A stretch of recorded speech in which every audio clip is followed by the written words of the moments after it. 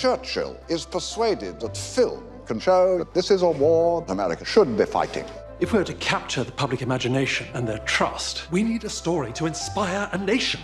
Dunkirk. The Second World War was the big event in the life of the United Kingdom in modern times, and therefore in mine. My parents were involved in it, and I know a great deal about it, and I grew up hearing stories. And I think, yes, it brings out the best and sometimes the worst, but largely the best in people.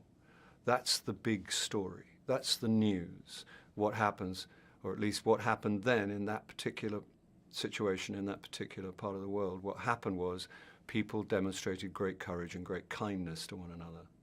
And after the war, one of my favorite wartime facts is that almost immediately after the war, when Germany was vanquished, we were victorious, and the German people were starving, the British people, in their thousands, sent food parcels to the German families so they could eat.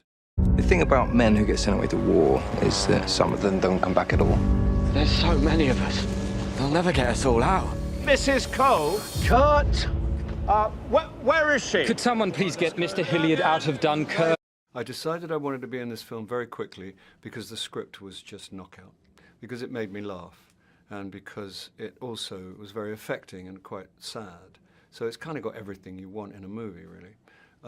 And also it's about a period for which I have, because I wasn't there, a kind of bonkers nostalgia, as a lot of people do in England for that period, which was a period, I think, the reason for the nostalgia is probably because it brought out what you might call the best in people to a large degree, and people long for a simpler time where they have kind of fewer concerns, and where people forget their petty squabbles and concentrate on bigger things. Opportunities only because young men are gone. But to turn our back on those opportunities, wouldn't that be giving death dominion over life?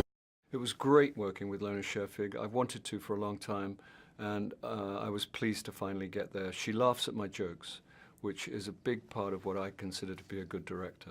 But seriously, she's a very, very wonderful filmmaker, and she's much cleverer than I am, which is how it should be. I can mime smoking, I can't mime smoke.